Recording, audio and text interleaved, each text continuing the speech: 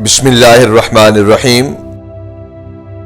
السلام علیکم ورحمۃ اللہ وبرکاتہ۔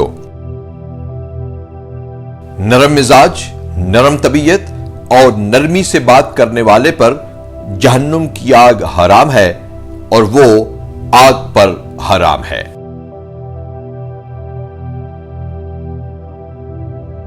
بہت سے انسان عمر سے نہیں بلکہ بہت زیادہ فکر سے بوڑھے ہوتے ہیں۔ تفکرات انسان کو اندر ہی اندر کھوکھلا کر دیتے ہیں۔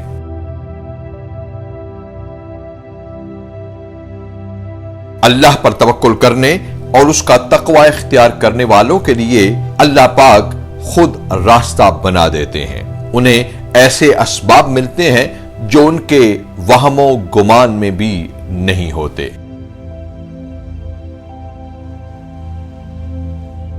اذان سن کر جو لوگ نماز پڑھنے کی فکر نہیں کرتے اور اپنے رب کے حضور سجدہ بجا نہیں لاتے، وہ شاید بھول جاتے ہیں کہ نماز اللہ کی نہیں بلکہ ہماری ضرورت ہے۔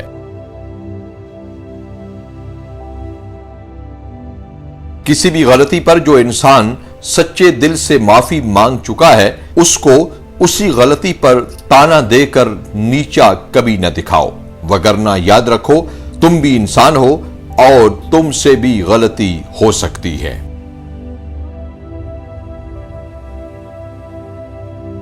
اگر اپنے آپ کو کامیاب دیکھنا چاہتے ہو، فتح و کامرانی کی منازل چھونا چاہتے ہو، تو غصے کو شہد کی طرح پی جایا کرو۔ یہ مشکل ضرور ہے، ناممکن نہیں۔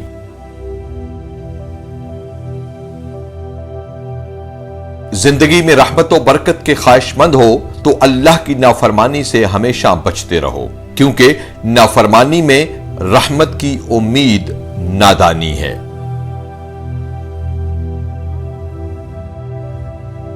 استغفار کو شب و روز کا معمول بنا لو۔ حقیقت یہ ہے کہ جس کو استغفار کی توفیق عطا ہو گئی، وہ مغفرت سے قطعاً محروم نہیں ہو سکتا۔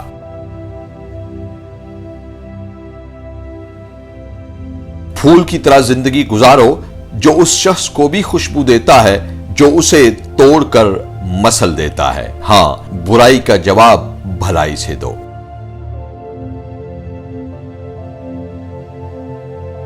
دنیاوی خواہشات کو چھوڑنے والا ہی نیکی کا اصل لطف اٹھاتا ہے۔ یہ خواہشات بڑھتی رہیں تو بادشاہوں کو بھی اپنا غلام بنا لیتی ہیں۔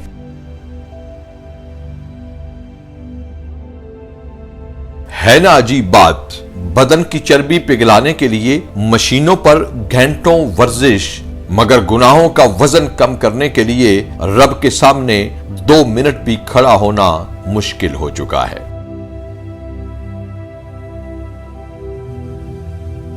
رکاوٹوں اور مشکلات کے پیچھے بڑی حکمتیں ہوتی ہیں۔ یہ کبھی کبھی آپ کا راستہ روکنے کے لیے نہیں بلکہ بہترین راستے پر لے جانے کے لیے آتی ہیں۔